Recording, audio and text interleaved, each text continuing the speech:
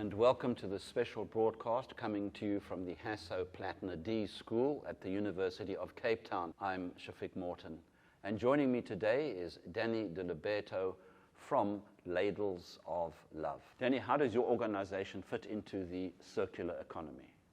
So it actually started about 3 years ago. We, being an organization that was primarily in food relief, we were trying to figure out a way of sustainability. How do we offer the hand up rather than the hand out approach? And we started talking to farmers to try and figure out what this meant. And it was about 6 months of research, talking to our little community farmers. What do you need? How's the help?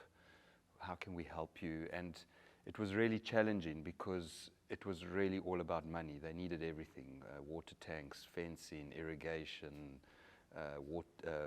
pumps, etc. And it just felt like a money pit.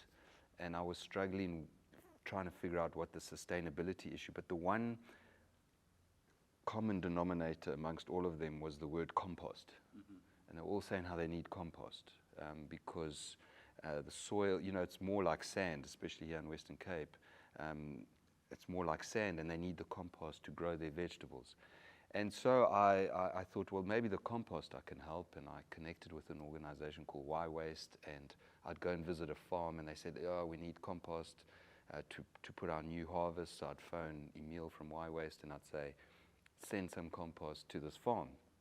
And then one morning, I remember I went onto Instagram just to check Ladles of Love social media, and a post popped up of an organization in Australia that you sign up, and you either are a person who gives food waste or a person who receives the food waste.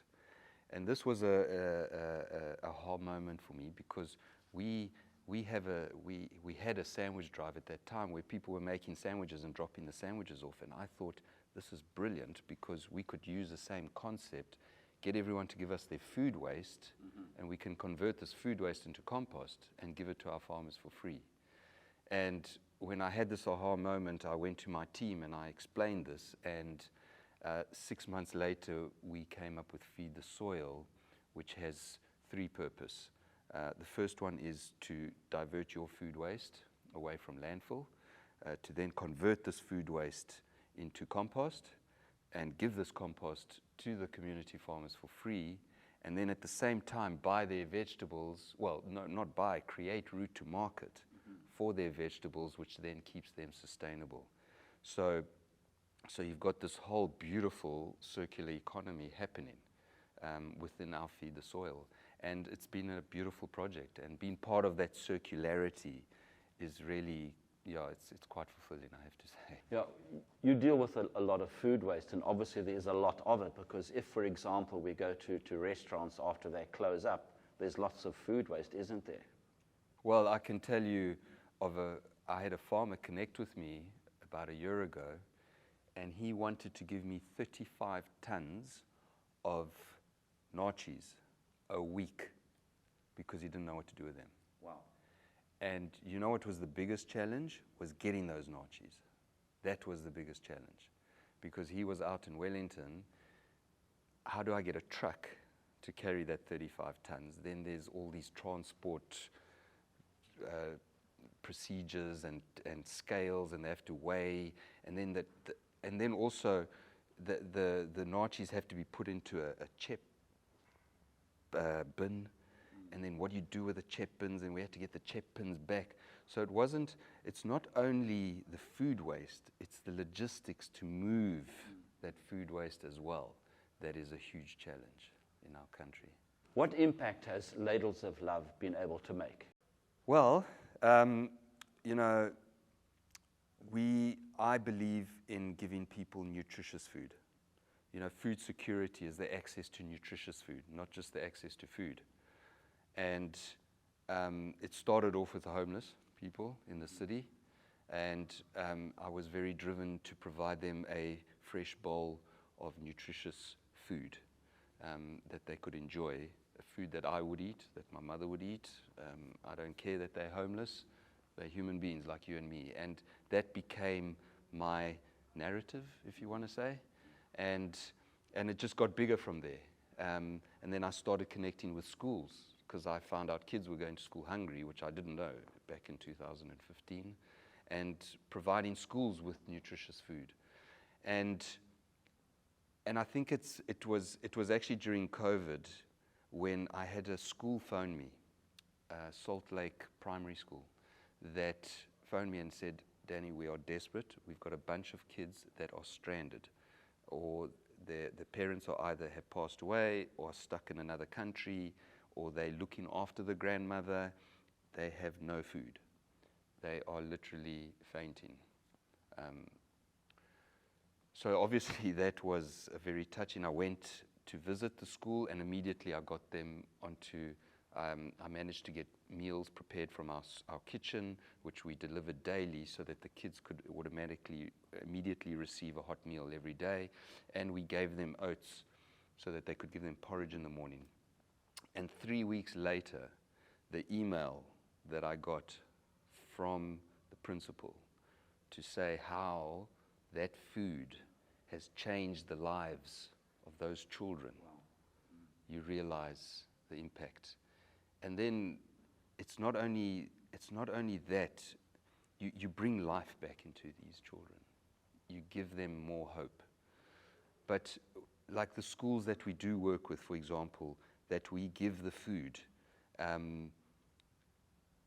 they are now using that money to pay a stipend for a new carer that they would have used to buy the food. I went to visit an ECD yesterday, and they had all these beautiful educational posters on the wall, which they use for teaching the children. And she said, because of the money I've saved, look at all these beautiful posters that I have on the wall. Another ECD said to me, we had just joined her. She'd been going for 11 years. When she found out that we were giving her food, and part of the food was vegetables, she says it's the first time in 10 years she's giving her children vegetables. Can you put a number to the impact that you've made? Well, on our Feed the Soil program, we've put more than 2 million rand back into the farmers' pockets through creating route to market for them. We send out more than 500 kilos of their vegetables every week that goes to the children in our ECDs. They get these fresh, beautiful, I'd say organic, uncertified organic vegetables. We've collected 145 tons of food waste in the 2.5 years. We've given away 45 tons of compost to the farmers. So that's on Feed the Soil. On the food side, we are supporting 6,000 children every day with 2 meals a day. Over COVID, we've done more than 45 million meals. We have done almost 6,000 tons of food that we've distributed into the community. So those are the statistical figures that I can share with you. Yeah, and Danny, our final question, how do you see the way forward? We live in a country that has a huge poverty. We have a huge food insecurity problem in our country, and that's a reality. It's a fact. A lot of children. I mean, the number of children that don't even go to ECDs, that don't get the proper nutrition. So you've got stunted growth. We're talking like something like 27% of our children have stunted growth. So, and for me, what my passion and my drive is, each generation seems to be worse off than the next. When you've got children that are brought up by drug addict parents, what is their future? And my hope and my drive is that I can touch 100,000 children's lives daily, giving them hope and stopping what I call generational deterioration, giving them hope and chance that they can eat properly, learn properly, and grow properly as a child should. That is my vision and my hope. And to become the biggest food distributor of our community farmers' vegetables. And that was Danny Diliberto from Ladles of Love talking to us at the University of Cape Town, the Hasso Plattner D School.